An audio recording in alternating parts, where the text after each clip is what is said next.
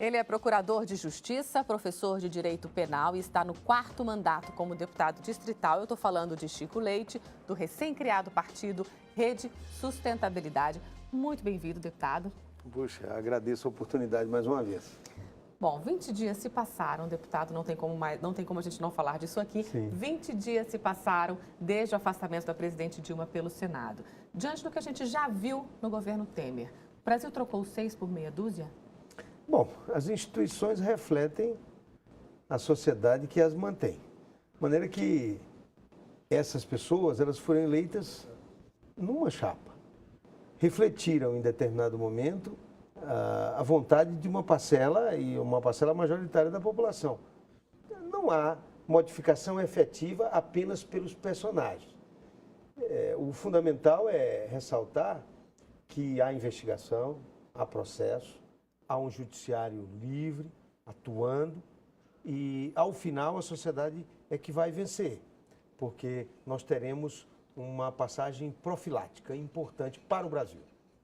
Você se sente satisfeito de não estar dentro do PT mais?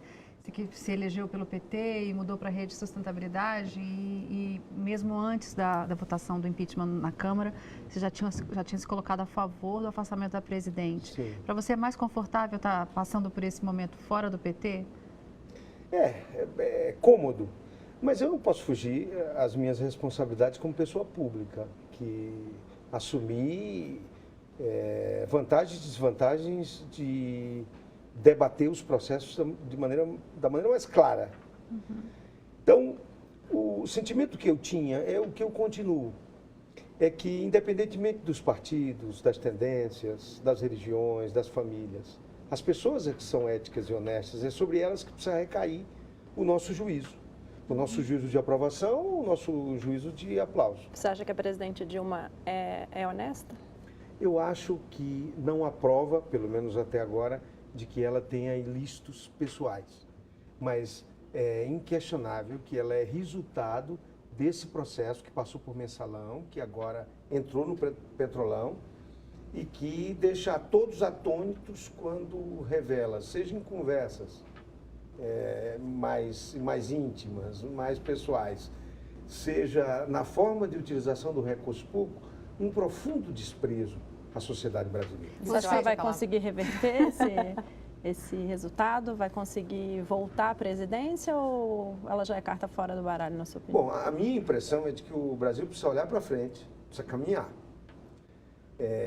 Não há, para mim, surpresa de aqueles que substituíram apenas porque são os personagens, não houve mudança ideológica, houve apenas mudança de nomes, né, que eles tenham reproduzido todo esse universo de crimes, de ilícitos, de irresponsabilidade com a coisa pública. O senhor acha que ela, então, não volta? Não, eu acho que não volta. Se voltar da forma como está, é preciso que aqueles que se manifestaram a favor da abertura do processo justifiquem. O ideal, eu tenho dito desde o princípio, já que julgo que são faces da mesma moeda, PMDB e PT, se mostraram assim, quem votou num, votou no outro. O ideal era o julgamento do TSE, para que a mesma população que colocou pela maioria de votos e que agora quer tirar, também escolha livremente quem deseja que conduza o resgate de valores. Deputado, o senador Cristóvão Buarque foi eleito governador e senador com uma base petista. Ele foi do PT também, como o senhor, e é muito cobrado na rua, nas ruas de Brasília, por parte desse eleitorado que vota na Dilma, que ainda defende a Dilma e que tem esse discurso de que o impeachment é golpe. Você também sente isso andando na rua? O seu eleitor te cobra muito e com que posição? Não, o meu eleitor me cobra coerência. Eu nunca disse na oposição aquilo que não podia sustentar quando fizesse a composição de governo e vice-versa. Sempre tive a cautela de ser coerente, de os fundamentos redundarem na conclusão. Só muda a conclusão se mudar o fundamento. Só que o meu eleitor, quando me cobra, ele sabe que a minha posição ela é uma ilação, a partir de fatos, a partir de avaliações. Eu manifestaria favorável ao impeachment, porque compreendo que houve violação grave à lei orçamentária. Nós não podemos admitir essa cultura de achar que é pouca coisa, que é um ilícito menos grave. Não cuidar do orçamento que é público, que é obra dos impostos, é uma cultura que nós temos que afastar. Aqui no Distrito Federal nós tivemos um nível de responsabilidade fiscal capaz de nos levar ao que vivenciamos, com dificuldade de pagar salário de servidor. Esse é meu posicionamento. Agora, há um conjunto de outros dados que nós precisamos ressaltar. Eu, quando deixei o PT, ou outras vezes, quando tive que mudar a forma, foi sempre para realçar o conteúdo, para ver se fazia triunfar aquilo que eu acreditava. E nesse caso específico, o que há é uma irresponsabilidade e um volume de crimes nunca vistos antes, contra o erário, contra a sociedade, contra aqueles que mais precisam. Pela sua experiência como integrante do Ministério Público, acha que de alguma forma é possível o poder político impedir os avanços da Lava Jato? Não, não é. Olha, a sociedade conquistou uma Polícia Federal independente, um Ministério Público firme, um judiciário disposto a mostrar à sociedade qual é a sua função. Porque é o poder básico do Estado de Direito, de uma democracia. Então, não há força política ou articulação.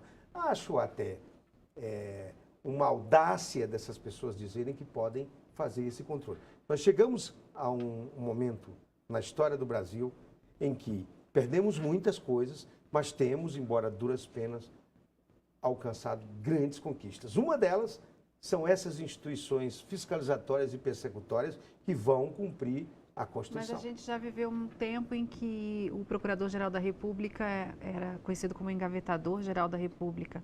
Ele é o único responsável por ações penais na esfera do Supremo Tribunal Federal. Se houver uma mudança na postura do Procurador-Geral, nomeando alguém que tenha esse passado, o mesmo comportamento que houve no passado, isso não pode contaminar a Lava Jato? Esse tempo passou. Como eu disse antes, as instituições elas refletem o comportamento da sociedade, a vontade da sociedade. E hoje não cabe mais um membro do Ministério Público ou do Poder Judiciário ou um investigador que se submeta a caprichos políticos ou a esse ou aquele interesse de governo ou de partido de plantão. Não cabe mais. Aí não é a pessoa, não é o agente público. O doutor Junot merece os maiores elogios, assim como o juiz Moro, os delegados, os procuradores que estão à frente das investigações. Mas aí é a firmeza institucional. Seja quem ocupar aquele lugar, vai cumprir a Constituição. A instituição hoje é forte, ela tem o apoio da sociedade, não vai abrir mão de uma de suas prerrogativas. Ela sabe disso. Esse é que tem sido o processo revolucionário no país. É o processo de investigação, é o processo de profilaxia a que o Ministério Público, a Polícia Federal, o Judiciário, com o seu trabalho, tem colocado todos esses malfeitos de muitos anos. Isso escapa religião, família, partido. É uma cultura que nós estamos vencendo e, nesse particular, não tem volta. E, deputado, voltando à questão, a gente estava falando de orçamento, aqui no DF, desde o ano passado, a gente está vivenciando uma crise financeira muito grave. Hoje, inclusive, saiu o último relatório de gestão fiscal mostrando que o DF continua no limite prudencial, com gastos de pessoal ainda muito altos, né? A que se atribui essa situação? O que poderia ter sido feito de forma diferente para evitar esse quadro tão grave financeiro? Então, a cultura da irresponsabilidade fiscal. Até pouco tempo, não se queria saber de onde vinha. O que se desejava era ganhar. Hoje, as pessoas sabem que com o orçamento não há maquiagem, né? Os números apontam, indicam. Aqui, o Ministério Público de Contas chegou em suas avaliações a concluir, num estudo, que houve despesa de cerca de R$ 1 bilhão sem correspondente registro no orçamento. Isso é como alguém em casa gastar o dinheiro e não saber como gastou. Então, isso denuncia desprezo com o recurso público, que é obra de imposto, que nós todos pagamos. E dá para colocar toda a responsabilidade no ex-governador Agnello, como algumas pessoas da atual gestão pretendem fazer, ou é um problema mais antigo de várias administrações, na sua opinião? É uma cultura que nós estamos superando no plano federal, aqui no plano do Distrito Federal, com muita responsabilidade, mas eu penso que para mudar essa cultura nós precisamos iniciar pela punição dos infratores. Porque se não se pune, se está estimulando que outros ajam assim. Então, primeiro a punição. Em seguida, com a punição e esse desestímulo, nós aí começamos a marcar a retomada de uma cultura de valorização do orçamento, de responsabilidade com a coisa pública. Mas a gente vê que esse limite está quase estourado de gastos com o pessoal e a folha de pagamento está só aumentando, até porque tem um crescimento vegetativo. E os sindicatos não aceitam, toda vez que o governo coloca uma questão relacionada a corte de benefício ou algum tipo de vantagem, é uma guerra. Os sindicatos são muito fortes no Distrito Federal. Qual que é a solução a longo prazo para uma folha que só cresce com uma arrecadação que está estagnada? Bom, nós precisamos fazer esse debate com toda a sociedade. Um debate transparente, sem receio de angariar antipatias, né? Porque a antipatia hoje, mas se ela é obra da franqueza, ela vai ser reconhecida amanhã como uma posição de coragem. Pois bem, primeiro trazer toda a sociedade para esse debate, porque a sociedade é quem paga o salário do servidor com o dinheiro dos impostos e é quem é destinatário do serviço dele. Depois, não também endemonizar.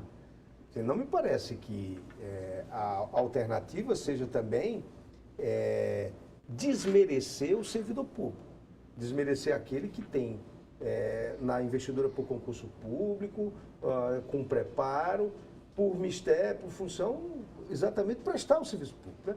Em terceiro lugar, dentro desse debate, toda vez que se é transparente, se coloca esses números às claras, o próprio servidor vai entender que, se quiser ganhar mais, sem se responsabilizar pela fonte, pode ter uma perda maior, pode ter um retrocesso maior. Ele, próprio servidor, adquirir essa consciência. E a sociedade fazer a defesa desse Estado que serve a ela.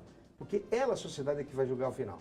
Se nós fizermos esse debate com coragem, com franqueza, com transparência, sem fazer um embate extremo, de contrários, sem ideologizar, nós vamos chegar a bom termo. Com esse quadro tão negativo, você pensa mesmo em concorrer ao governo em 2018, deputado? A resposta no próximo bloco.